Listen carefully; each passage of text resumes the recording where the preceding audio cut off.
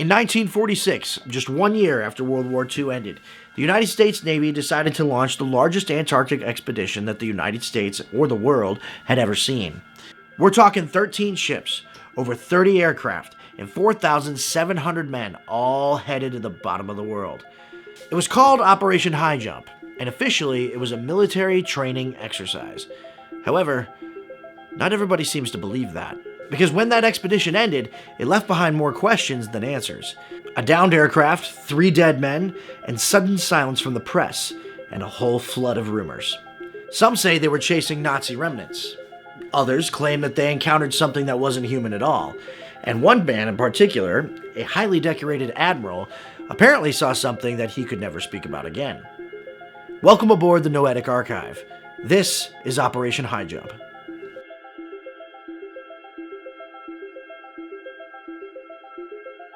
So it all starts with the ice. In August of 1946, Admiral Chester Nimitz greenlights a massive operation to send a task force to Antarctica. It's officially called Task Force 68, but history seems to remember it as Operation Highjump.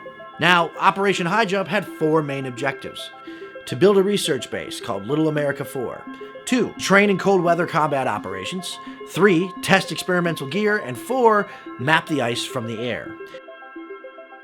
At least, that's what the paperwork says. But the numbers don't seem to quite add up. We're talking 13 ships, 33 aircraft, 4,700 personnel, a full aircraft carrier, destroyers, submarines, and supply freighters. All for an exercise? And the man leading the exercise? Rear Admiral Richard E. Byrd. We're talking one of the most highly decorated officers in history. We're talking about a man with more influence than most generals. So, Highjump sails south in December. They left in 3 groups: Eastern, Western, and Central. Their target, the Ross Ice Shelf. But not everybody seems to think that the goal was exploration.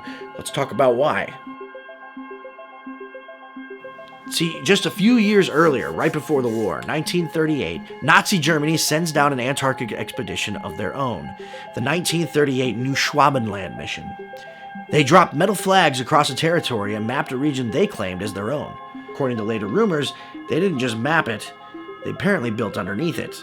We're talking about an underground base called Base 211, supposedly dug beneath the ice and designed to house Nazi scientists, technology, and even aircraft. Some say they escaped there at the war's end. Others say that they never even left. So when Operation Highjump deploys to that same frozen Arctic continent, and deploys hard, well, the rumors start. The theories start emerging. Admiral Byrd was hunting Nazis. The US wanted to destroy the Nazi base, or maybe take whatever tech was there. And the expedition gets even stranger from there.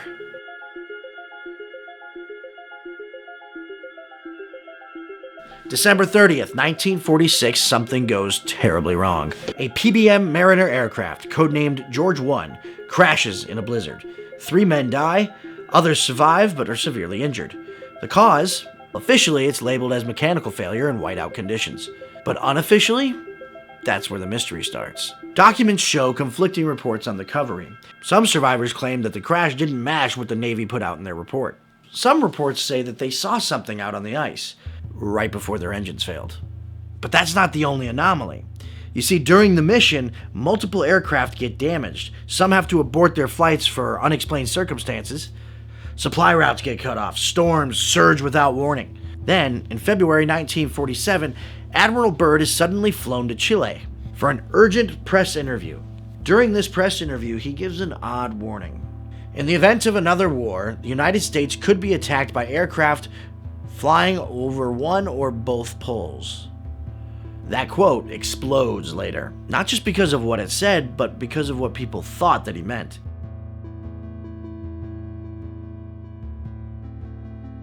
By late February 1947, Operation Highjump ends, weeks ahead of schedule. Now, the official record says that they had completed their goals and they were retreating from worsening weather conditions. But the conspiracy world says something different. That they were attacked, that they lost more men than they reported, and that they had found something that they weren't supposed to see. Now, it doesn't help that after Operation Highjump, Admiral Byrd goes basically completely silent. He refuses most interviews and he never publicly mentions the polar aircraft quote. Decades later, that silence becomes a vacuum, and it gets filled with a diary.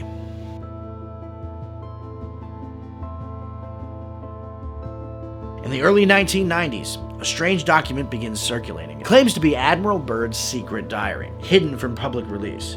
In it, Byrd recounts a mission much bigger than the Ross Ice Shelf, into the Earth itself. He describes flying into this massive, vast, hollow opening, encountering aircraft with advanced propulsion, and being guided by the masters of the inner Earth.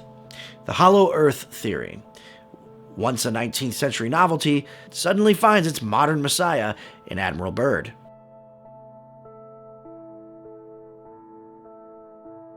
Now that we've explored the story, let's pull back the curtain on some of the claims about Operation Highjump. First of all, let's cover one thing first and foremost. Operation Highjump absolutely did happen. 13 ships, 33 aircraft, 4,700 personnel, all of it documented in the Navy's 1947 report, U.S. Navy Antarctic Developments Project. There's absolutely no debate there. However, it did not end early. This one is pretty easy to prove. The mission began late in December 1946, with 3 task force groups arriving on the Antarctic coast between December 24th and December 29th. They left by March 3rd, 1947, right in line with the original planning window. Why? Well, because the Antarctic summer ends in March, and the sea ice locks up, and after that, flight operations become pretty much impossible. Now, they left March 3rd. This has been confirmed by Navy logistical logs. We have internal memos. The Army Observer Report from 1947 details the task force timelines, and there's no indication of early withdrawal or any combat damage. The whole cut short myth was from people assuming that it was going to be a 6-month mission, and it wasn't. It was always planned to be 2 to 3 months on the ice. Next up, we have Admiral Byrd's secret diary.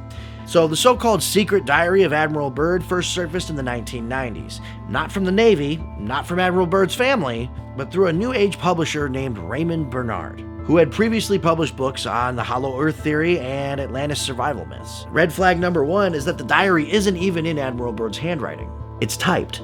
The original manuscript, no one's ever been able to produce it.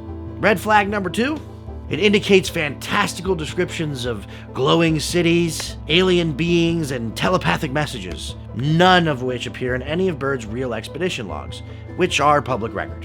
And red flag number 3, it claims that Admiral Byrd flew north, above the North Pole in 1947. There's just one little issue. In 1947, Admiral Byrd was down south in Antarctica as part of Operation Highjump, so he was on the complete opposite side of the planet, and that's verified. So, the dates don't even line up. The Smithsonian, the U.S. Navy, and Admiral Byrd's own family have all disavowed the diary as a hoax. Next up, the Nazi base. Sadly, never existed. Now, the 1938-1939 New Schwabenland mission did happen. They mapped a portion of Queen Maud Land and dropped aluminum swastika markers from the air. There's absolutely no record, either military, industrial, or intelligence-based, that ever indicated that a permanent Nazi installation was ever constructed. There's no ground photos, there's no post-war testimony, there's no intelligence intercepts, and there's nothing in the Soviet archives either. The whole Base 211 myth was popularized by post-war fiction and pseudo-history books like Secret Nazi Polar Bases, not actual records. No ship logs from the expedition contain any enemy sightings. No aircraft ever reported firing their weapons or even having a radar log. Every UFO account that's associated with Operation Highjump reports back to hearsay or post-war embellishments. There's never any crew testimony or actual documentation. So why did people believe it? Well, because Operation Highjump was just weird enough. Because Admiral Byrd was a myth magnet.